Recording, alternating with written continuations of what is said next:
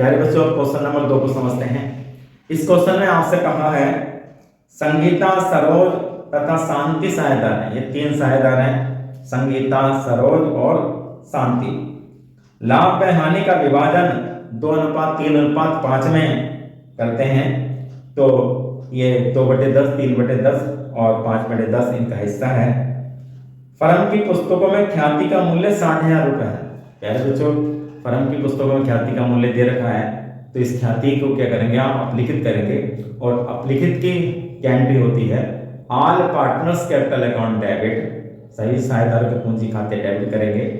और to goodwill account being goodwill written off, और ये जो एंट्री होगी वो पुराने लाभ हानि अनुपात में होगी। संगीता सेवानिवृत्ति होती है, संगीता का रिटायरमेंट होता है, और ख्याति का मूल्यांकन 90,000 में हुआ। सरोज तथा शांति भविष्य में लाभ का विभाजन बराबर करने का निर्णय लेती हैं। जो शेष साझेदार हैं सरोज और शांति, उनका लाभ हानि अनुपात जो नया है वो 1:1 है। आवश्यक जनरल प्रविष्टियां का अवलेखन कीजिए। इसमें 2 एंट्री आपको करनी है, एक तो ख्याति के अपलेखन की और एक ख्याति के समार्जन की। तो सबसे पहले आप ख्याति के अपलेखन की एंट्री कर दीजिए। और ख्याति के अपलेखन की क्या एंट्री करेंगे, Sangeeta capital account debit, Saroj capital account debit, Shanti capital account debit to goodwill account being goodwill written off. Goodwill में 60,000 रुपये लिखिए, और संगीता, सरोज और शांति में जो पुराना लाभ हानि अनुपात है उस अनुपात में आपको रकम लिखनी है। 60,000 का जो पुराना अनुपात है वो 2:3:5 है, तो 2/10। तो संगीता में लिखेंगे 12,000, 60,000 का 3/10, सरोज में लिखेंगे 18,000, और शांति में लिखेंगे 60,000 का 5/10, 30,000। इसके बाद आप लाभ प्राप्ति अनुपात निकालेंगे और ख्याति के समार्जन की एंट्री करेंगे। संगीता का रिटायरमेंट हुआ है, और संगीता का जो हिस्सा था पुराना वो 2/10 था। ख्याति का मूल्यांकन किया गया 90,000, तो संगीता के हिस्से की आप ख्याति निकालेंगे 90,000 का 2/10, तो ये 18,000 उसके हिस्से की ख्याति आएगी। और ये 18,000 रुपये जो शेष साझेदार हैं सरोज और शांति लाभ प्राप्ति अनुपात में डेबिट करेंगे। तो लाभ प्राप्ति अनुपात निकालेंगे, गेनिंग रेशो बराबर new ratio minus old ratio. तो सरोज का जो न्यू रेशो है 1/2 है, और ओल्ड रेशो इसका 3/10 है। तो इस प्रकार ये सरोज का गेनिंग रेशो आ जाएगा 2/10। इस प्रकार शांति का गेनिंग रेशो निकालेंगे, न्यू पीएल रेशो 1/2 है, और ओल्ड पीएल शेयर इसका 5/10 है। तो ये घटा देंगे आप, तो ये इसका जो गेनिंग रेशो 0 आएगा, 0 आएगा। तो जिसका गेनिंग रेशो 0 होगा उसके खाते में जो रिटायर पार्टनर है उसके हिस्से की ख्याति डेबिट नहीं की जाएगी। तो यहाँ जो एंट्री होगी वो सरोज कैपिटल अकाउंट, जो रिमेनिंग पार्टनर है केवल सरोज का नाम लिखना है, क्योंकि शांति का जो गेनिंग रेशो है वो 0 है, 0 है। टू संगीता कैपिटल, तो ये ख्याति के समार्जन की एंट्री हो जाएगी, Saroj capital account debit to Sangeeta capital, और ये पूरी की पूरी राशि 18,000 रुपये सरोज के खाते में डेबिट कर दी जाएगी और संगीता के खाते में क्रेडिट कर दी जाएगी, बीइंग गुडविल अमाउंट एडजस्टेड। तो प्यारे बच्चों, इस प्रकार ये क्वेश्चन आपका कंप्लीट हो जाता है। प्यारे बच्चों, क्वेश्चन नंबर 3 को समझते हैं। इस क्वेश्चन में आपसे कहा है कि हिमांशु, गगन और नमन साझेदार हैं, उनका लाभ का विभाजन अनुपात 3:2:1 है। 3/6, 2/6, 1/6 इनका लाभ हानि हिस्सा है। 31 मार्च 2017 को नमन सेवानिवृत्त होता है, रिटायर होता है नमन, और इस तिथि को फर्म की विभिन्न संपत्तियों दायित्व इस प्रकार दे रखे हैं। रोकड़ 10,000 रुपए की दे रखी है, भवन 1,00,000 रुपए, संयंत्र व मशीन 40,000 रुपए, स्टॉक 20,000 रुपए, देनदार 20,000 रुपए, विनियोग 30,000 रुपए।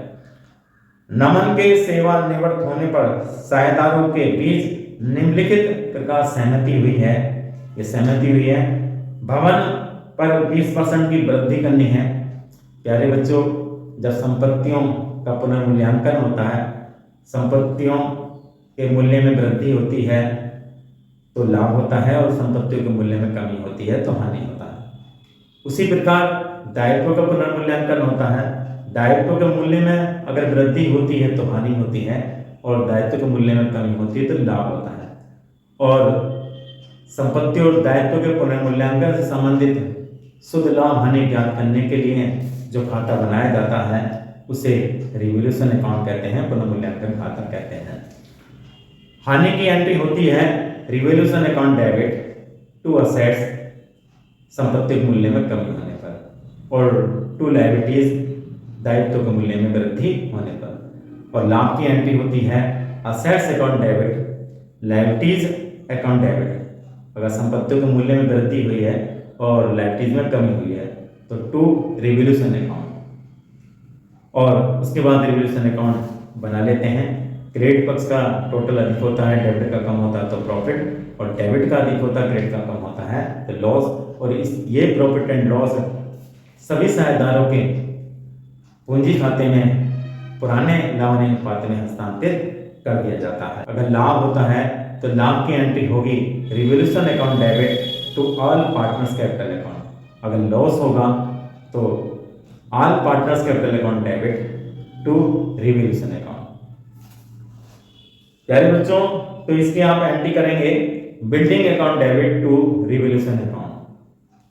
संयंत्र तथा मशीन पर 10% ह्रास लगेगा तो ये इनके मूल्य में कमी होगी, और संपत्तियों के मूल्य में कमी होने पर हानि होती है, और हानि की एंट्री होती है revolution account debit to assets.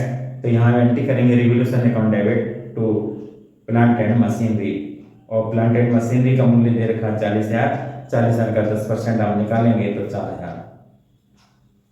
देनदारों पर डूबत तथा संदिग्ध ऋण के लिए 5% का प्रावधान, यह भी हानि है, दायित्व में वृद्धि है, तो इसकी एंट्री आप क्या करेंगे revolution account debit to provision for bad and doubtful डेब्ट। देनदार दे रखे हैं, इसमें 20,000 के 20,000 का 5% निकालेंगे आप तो ये 1,000 रुपए आ जाएगा। स्टॉक का मूल्यांकन 18,000 पर किया गया है, और विनियोग का 35,000 का मूल्यांकन हुआ है। स्टॉक का ऊपर मूल्य दे रखा है 20,000, तो स्टॉक का मूल्य 2,000 से घटा है, और जब संपत्ति का मूल्य घटा है तो हानि हुई है, और ये हानि की एंट्री होगी revolution account DR to stock. विनियोग के मूल्य 35,000, विनियोग का मूल्य दे रखा 30,000, तो विनियोग के मूल्य में वृद्धि हुई है तो ये लाभ हो गया, और लाभ की एंट्री होती है assets account DR to revolution. तो ये एंट्री करेंगे आप investment account DR to revolution account. General प्रविष्टियां लेखन करते हुए इनका प्रभाव दर्शाइए तथा पुनर्मूल्यांकन खाता बनाइए। तो सबसे पहले आप जनरल एंट्री करेंगे। प्यारे बच्चों, क्वेश्चन नंबर 4 को समझते हैं। इस क्वेश्चन में आपसे कहा है नरेश, राजकुमार तथा विश्वजीत बराबर के साझेदार हैं। इनका जो लाभ हानि अनुपात है 1:1:1 है, 1/3, 1/3, 1/3 इनका हिस्सा है। राजकुमार सेवानिवृत्त होने का निर्णय लेता है, राजकुमार रिटायरमेंट होने का निर्णय लेता है। सेवानिवृत्ति की तिथि को फर्म का आर्थिक चिट्ठा इस प्रकार दर्शाया जाता है, सामान्य संचय 36,000 और लाभ हानि खाते का डेबिट शेष 15,000। इनकी एंट्री करने के लिए आपसे कहा है। प्यारे बच्चों, सामान्य संचय अगर आर्थिक चिट्ठे में दिखा रखा है तो उसकी क्या एंट्री होती है general reserve account DR to all partners capital account. तो general reserve account DR to Naresh capital account to Rajkumar capital account to Vishwajit capital account. ये सामान्य संचय 36,000 का दे रखा है, जनरल 36,000 लिखेंगे, और ये बराबर के साझेदार हैं तो 36,000 का 1/3, 36,000 का 1/3, 36,000 का 1/3 निकालेंगे तो ये 12,000, 12,000, 12,000 इनके पूंजी खातों में क्रेडिट कर देंगे। प्यारे बच्चों, लाभान्य का डेबिट शेष है तो लॉस है ये, और लाभान्य का जब डेबिट शेष होगा तो उसकी एंट्री क्या करेंगे आप, all partners capital account debit to profit and loss account. तो Naresh capital account debit, Rajkumar capital account debit, Vishwajit capital account debit to profit and loss, being loss transfer. ये 15,000 दे रखा है, 15,000 का 1/3 सब में लिख देंगे 5,000 5,000 5,000, तो ये 5,000 5,000 के पूंजी खातों में डेबिट कर देंगे। तो प्यारे बच्चों, इस प्रकार ये क्वेश्चन कंप्लीट हो जाता है।